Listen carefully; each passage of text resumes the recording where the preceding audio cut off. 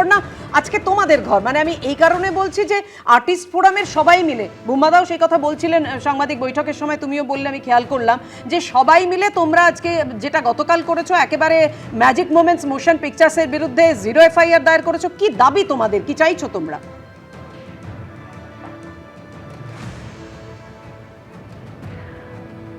প্রথমত তো যেটা হয়েছে, এতবার একটা অমানবিক একটা পরিস্থিতি তৈরি হয়েছে, যেখানে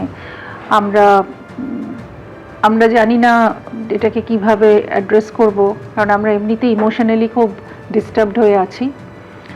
আর আমাদের দাবি একটাই, যে আমরা পুঙ্খানুপুঙ্খভাবে জানতে চাই যে সত্যিটা কি হয়েছে এবং কিভাবে এই দুর্ঘটনা ঘটলো, এবং সেখানে কি নেগলিজেন্স ছিল, কি ভাবে সেই মুহূর্তে কি ঘটেছিল, এবং আমরা সমস্ত কিছু সত্যটা জানতে চাই। এটাই আমাদের দাবি।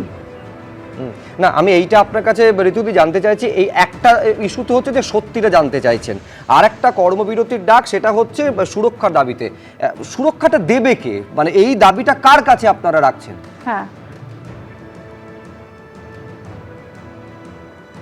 আমরা এই দাবিটা রাখছি সমস্ত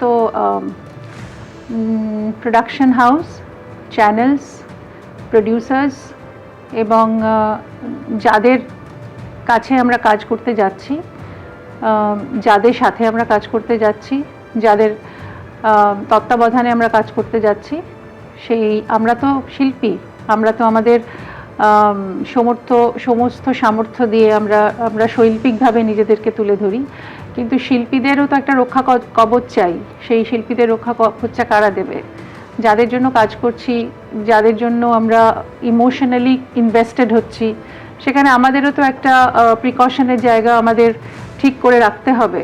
আমার মনে হয় রাহুল আমাদের সবাইকে বোধহয় এই জায়গাটা চোখে আঙুল দিয়ে দেখিয়ে দিয়ে গেল যে আমাদের সেরকম কোনো নিরাপত্তা নেই, এবং ও আমাদের জন্য একটা সেফটি কল দিয়ে গেল সবাইকে, নিজেকে স্যাক্রিফাইস করে, যে আমাদের সত্যি একটা সেফটি সিকিউরিটি জায়গাটা আমাদের কি, আমাদের আছে না নেই, আমরা সুরক্ষিত না অসুরক্ষিত, আমরা সত্যি নিজেরাও জানি না। তো আমাদের প্রত্যেকের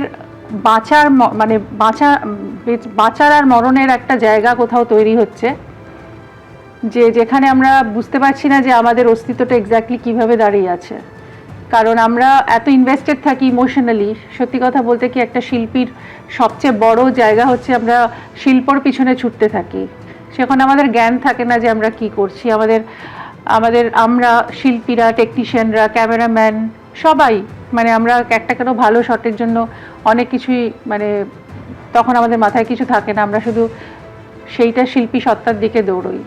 কিন্তু আমরা আমাদের সত্যি কি চারপাশে সুরক্ষা আছে, যার জন্য আমরা এতটা নিজেদের দেব? আমরা তো এখানে কাজ করতে এসেছি, নিজেদের বিসর্জন তো দিতে আসিনি। কিন্তু এবিপি আনন্দ, এগিয়ে থাকে, এগিয়ে রাখে।